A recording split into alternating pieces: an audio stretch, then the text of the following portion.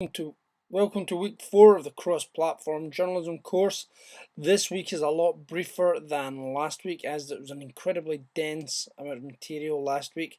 And if you haven't gone through it all quite thoroughly, I would urge you to go back there just now and pay good close attention to all of it, especially the parts on SEO and good writing. This week just follows up a little bit more with some ideas and developments for what to do once you've written the story for online. Now, obviously, this is just to summarise the main points from last week. It was to keep it very tight. Keep your headlines short, summaries short. Use bullet points and backlinks where possible. Linking to, and by saying backlinks, I mean linking to material that summarises the background to a story. Keep your material short so it's easy to retweet. Short paragraphs. Remember keywords. Include options for people to share your story. And remember that questions engage more than a straight headline. Now, that's not to say you can't use a straight headline, but what you can do is if you're putting it out on Twitter, putting it out on Facebook, spread it out. Put out just as you've written it, just as the story goes live, put it out with the straightforward headline. A couple of hours later, put it out, with a question of a headline. Studies have shown that in Facebook in particular, most people only go back a couple of hours or a couple of posts. So if you schedule a post for every 8 hours or even every 6 hours, there's a chance you'll be catching different audiences every time. And it's very similar on Twitter. You can change a story slightly so a story headline so that people can go and see what's there. And if they've already looked at it the first time, when they see it the second time, if you've used the same link, they'll see it's the same story and not look, but you may capture other people's attention.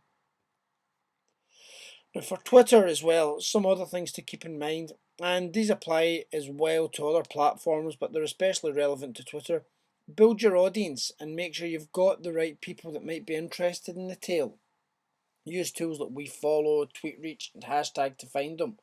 And this is why it's also important to build up a presence on the likes of Twitter. If you have a regular beat or a regular section of journalism, make sure that you're posting those stories up on a regular basis using the right hashtags on a regular basis.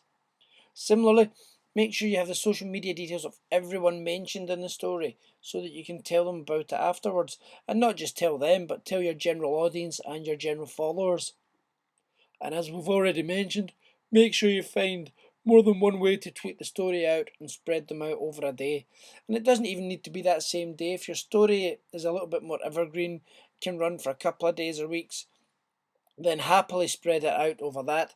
Similarly, keep monitoring for mentions of people in your stories. And again, we'll come back to this, but the idea being that if you see someone mention someone you interviewed 2 weeks ago, if there's still relevance, put the link to your story back out there. And there's a couple of links as well that are quite useful with some more advice from Twitter on best practices for journalism. And this is why mention others. This is such a key thing in journalism. And even when time is stuck, it may feel like the best economy is to do your story with he said and she said and that's it. Not necessarily so. Mention as many people or as many places or both as possible. It's been done in pictures for many years. Make sure you do it in text as well so that you can go on to all these other social media sites and let them know that they're mentioned in a story. They may see it themselves, but there's no harm in you going and doing it as well and letting them know that it's there. And that doesn't just apply to social media. You can do it on blogs. If you're talking about a restaurant or a chef, go on to places like TripAdvisor and Yelp, Foursquare, talk about them there. There is no harm in you passing on good, relevant material, but the key word to remember is always relevancy. So don't just be spamming for the sake of it. Some other things to keep in mind with a bit more specifics is to keep it tight. For example, if you're posting something into a status update on Facebook, keep it under 8 lines. At the moment, that's how many lines you get before a see more appears. And again, the whole point of your writing is to keep it tight, keep it concise, take the effort out of it for people as much as possible. And also, let's bear in mind that if you're doing it on Facebook, the odds are you're posting a link for them to go and read. A summary or a hook shouldn't take 8 lines. The odds are that would be at least your first 2 paragraphs. As always, add a picture if possible. And if you're doing any adverts to promote your story, bear in mind that you're really squeezed for space there. You're allowed a title of up to 25 characters and 90 characters of copy in the body of the advert. So it's very tight spaced. That's why, again, if you're writing for the likes of Twitter on a regular basis, this can get you into the right mindset for the tightness of writing. On YouTube, it's the same thing, but you've only got 3 lines there, approximately 30 words to prevent a see more box. And again, the idea is just to give people a hook, a taste, a little bit of information there to keep it coming. LinkedIn, again, it's very similar, but it's only 2 lines when you go into the group side to post material that might be of interest to that group. And another very useful thing is Wikipedias. Some people think you shouldn't go into Wikipedias and tamper with them because you've got an interest.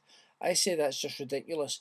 The spirit is that you don't go on and do a Wikipedia for yourself. And again, many people do, so don't feel bad about it.